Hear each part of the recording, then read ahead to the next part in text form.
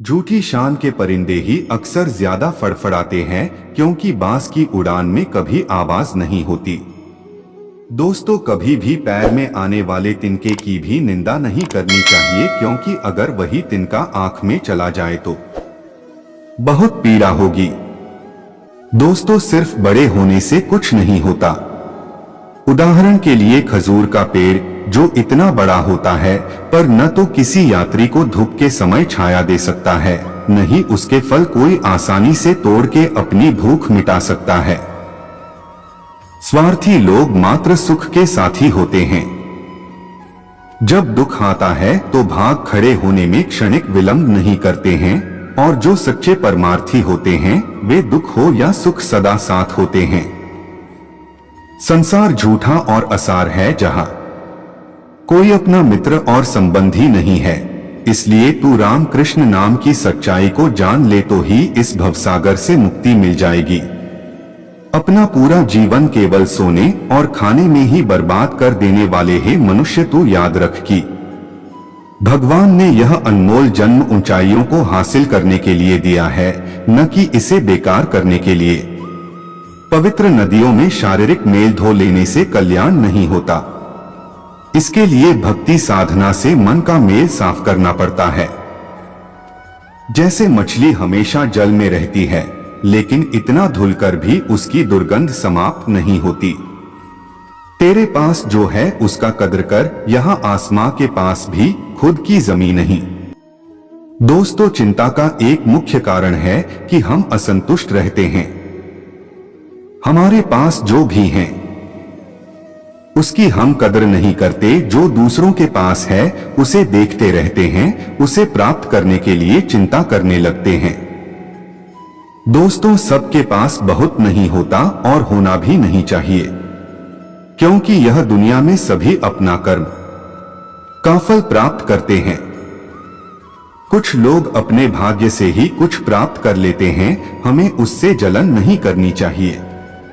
आसमान में उड़ने वाले व्यक्ति को जब नीचे खेत में काम कर रहे किसान देखता है तो सोचता है, काश मैं भी हवाई जहाज में उड़ पाता। उसी हवाई जहाज में उड़ने वाला व्यक्ति सोचता है कि काश मैं भी अपने खेत में काम कर पाता।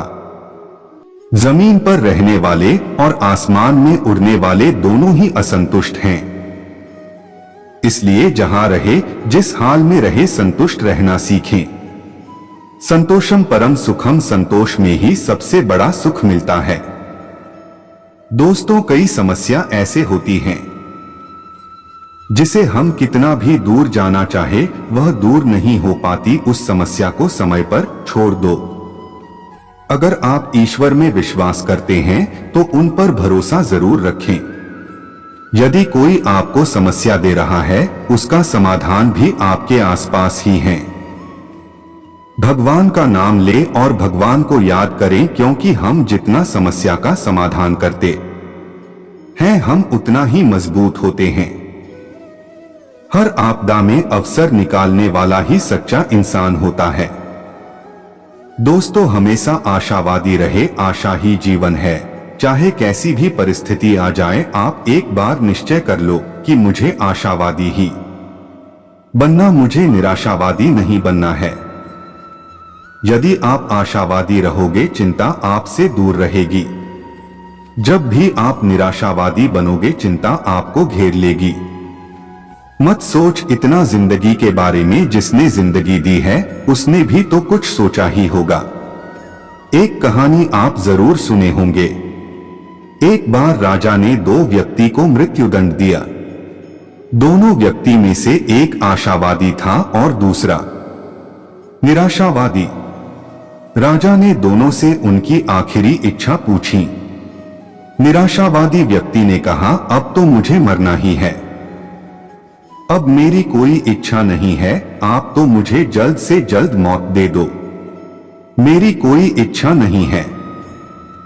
राजा ने फिर आशावादी व्यक्ति से उसकी आखिरी इच्छा पूछी। आशावादी व्यक्ति ने कहा, महाराज, यदि आप मुझे 1 साल बाद फांसी दे तो मैं इस 1 साल में आपके प्यारे घोड़े को हवा में उड़ना सिखा सकता हूं। राजा ने बोला, सही में मेरा घोड़ा उड़ सकता है? उस व्यक्ति ने कहा, हाँ जरूर उड़ सकता है। राजा मान गया। निराशावादी व्यक्ति ने उस आशावादी व्यक्ति से कहा, तुमने अपनी फांसी टालने के लिए राजा से झूठ बोला। आशावादी व्यक्ति ने बोला, 1 साल में कुछ भी हो सकता है, क्या पता राजा मर जाए।